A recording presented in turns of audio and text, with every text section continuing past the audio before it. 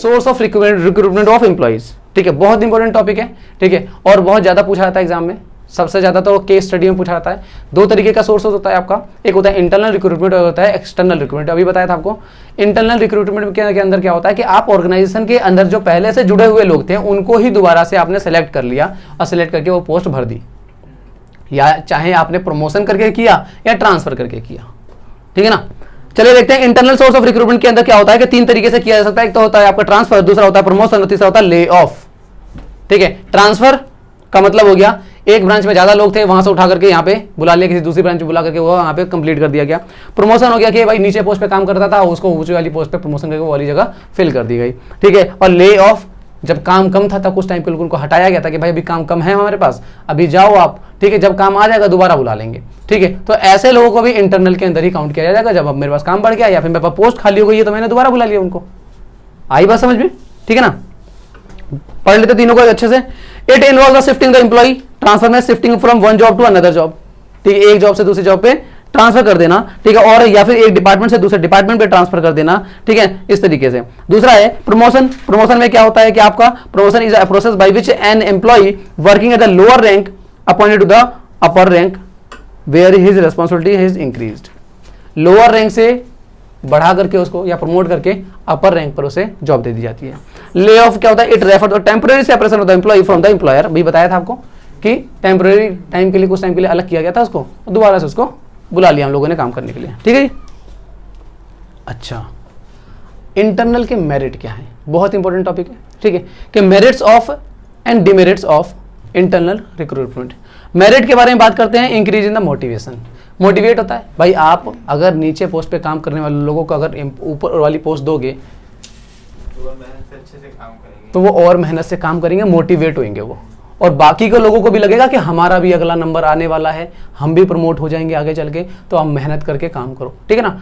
तो क्या होता है कि लोग मोटिवेट होने लग जाते हैं। दूसरा है इंडस्ट्रियल पीस। क्यों इंडस्ट्रियल पीस बनी होती? नए लोग आएंगे तो थोड़ा सा डिस्टर्बेंस होता है।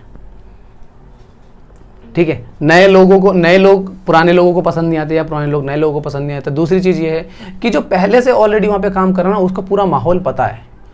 ठीक है, तो एक तरीके से शांति बनी रहती है, बड़े मित्रतापूर्ण काम होता रहता है। ठीक है ना वहां पे। तो because the promotional avenue the employee get the satisfied the hence the industrial peace is established the promotion. भाई आप इंडस्ट्री में किस तरीके से पीस स्थापित कर सकते हो, शांति किस तरीके से बनाए रख सकते हो, जैसा एम्प्लॉय चाहते थे वैसा करो। तो एम्प्लॉय क्या चाहते हैं? प्रमोशन चाहते हैं।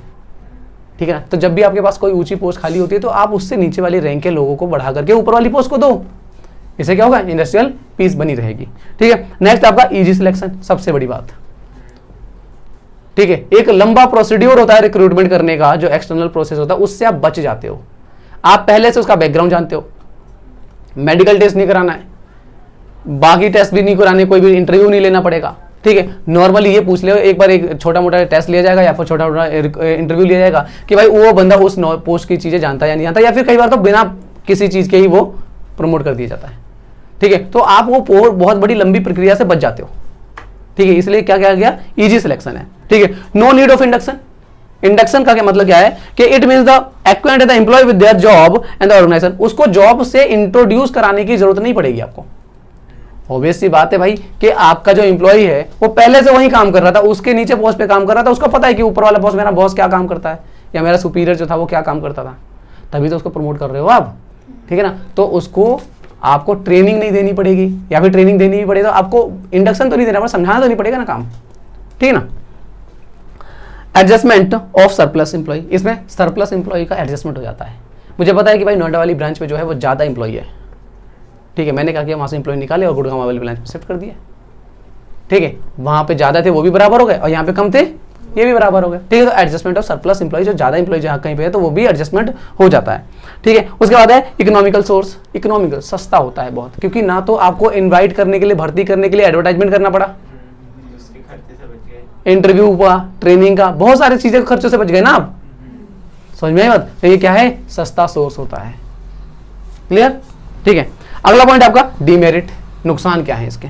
नुकसान यह है कि stops the entry of young blood. नए लोगों का आना जो है वो बंद हो जाता है, नया टैलेंट आपको नहीं मिल पाएगा। अगर आपके मान के चलिए आप कोई टेक्नोलॉजी का इस्तेमाल कर रहे हो, ठीक है, और या फिर किसी भी तरह स्ट्रेटेजी का इस्तेमाल कर रहे हो जो मार्केट से बन जाए, जो नई अभी टेक्नोलॉजी पढ़ करके आया है, या जो नया MBA जो भी जिस फील्ड में करके आया, पढ़ाई करके आया, तो उसको एक नई टेक्नोलॉजी पढ़ाई गई होगी, जो मार्केट में नई नई चीज़ें आई है, MNCs ने जो भी चीज़ें आ रही है वो नई टेक्नोलॉजी लेकर के उसके बारे में पढ़ाया गया होगा। आपको वो कभी नहीं मिलेगा। जो पुराना बंदा जो पहले से आपके पास काम कर रहा है वो तो वही चीज़ करेगा ना जो पहले कर रहा था, कुछ नया तो करेगा नहीं वो। समझ में आई बात? तो आपके ऑर्गेनाइजेशन के अंदर यंग ब्लड या फिर नया स्किल जो है वो नहीं आ पाएगा। ठीक है।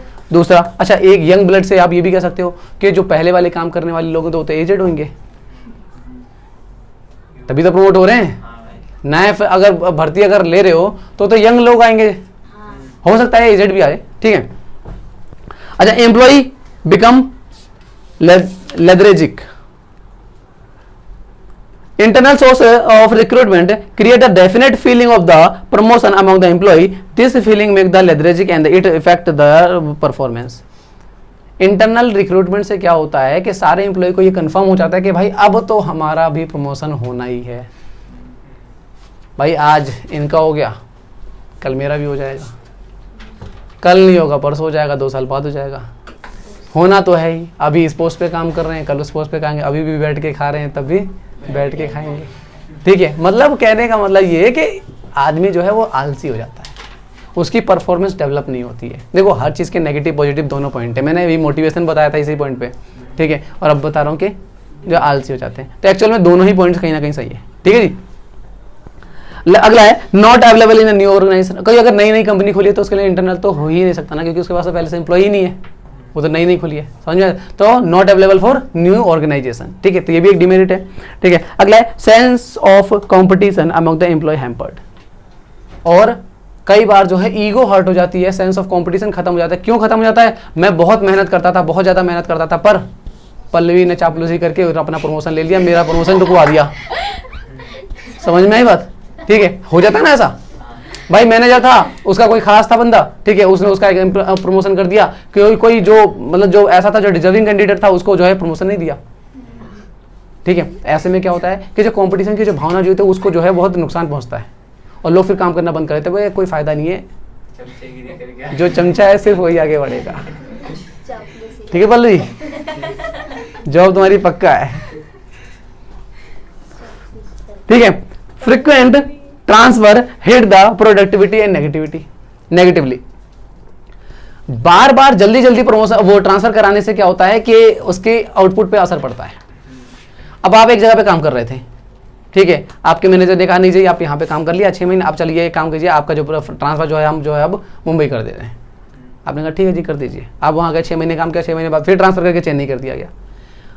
बहुत जल्दी ट्रांसफर कराने से क्या होता है कि आदमी को 2-3 महीने तो वहाँ पे एडजस्ट होने में ही लग जाता है, और बार बार अगर आप ट्रांसफर कराते रहोगे तो क्या होगा, उसके आउटपुट पे असर पड़ेगा, वो अपना वर्क परफॉर्मेंस अच्छा नहीं दे पाएगा।